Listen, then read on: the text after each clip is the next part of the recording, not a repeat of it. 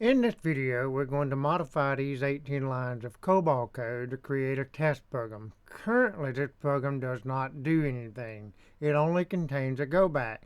The major change is to add logic that allows this program to read 80-byte records. These records will be read without using the file section.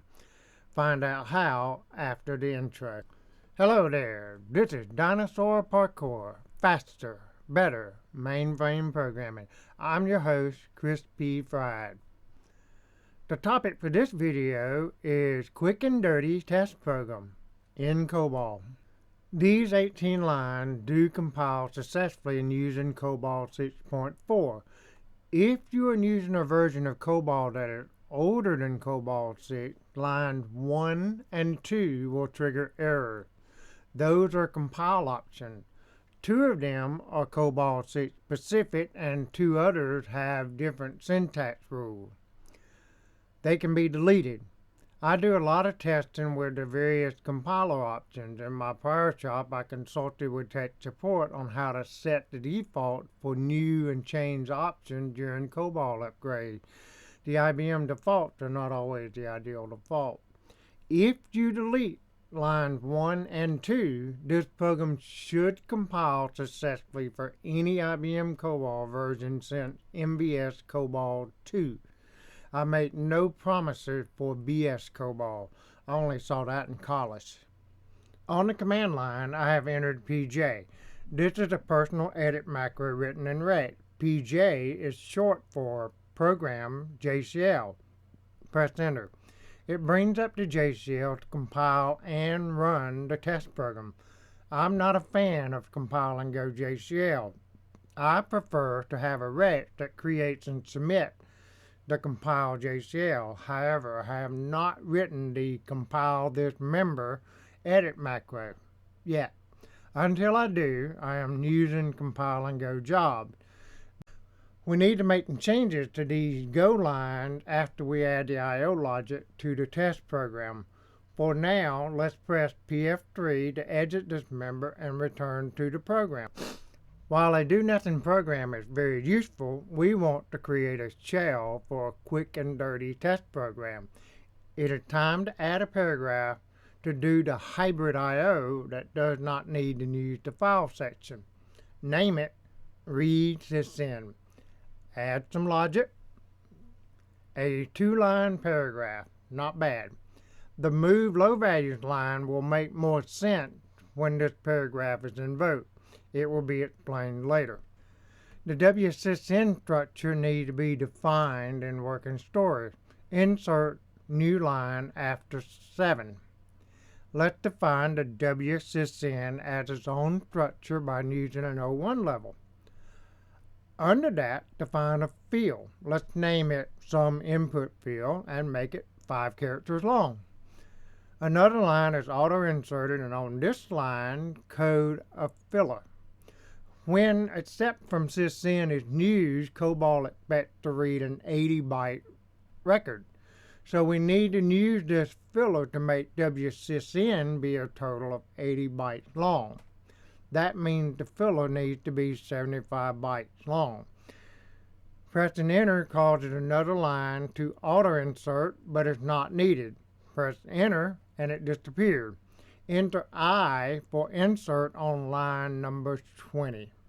We have a structure for WSysIn and a paragraph to accept data from sysIn, and those are useless unless there is logic to perform the read paragraph.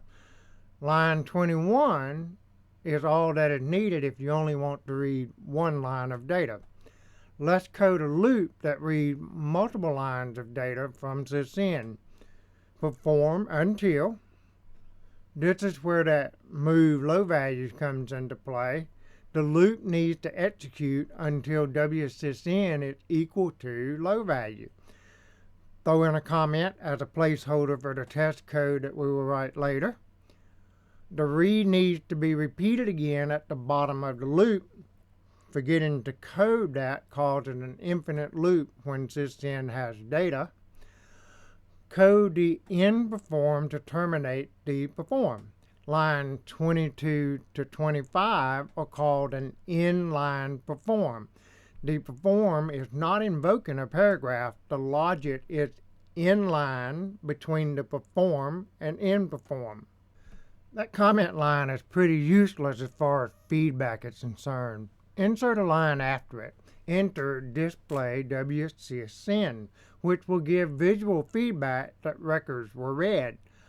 Home the cursor and enter save semicolon PJ. That will save the member and invoke the program JCL edit macro. This is the compile and go JCL that we looked at earlier. It's been positioned so that the test record can be entered. Overtype line 20 with I4 to insert full line. Press enter. Enter records 1 and 2. Record 3 can be the last record. Home the cursor. Enter command to submit the job. Split the string. SD to invoke SDSF, and ST is short for status to view the new job.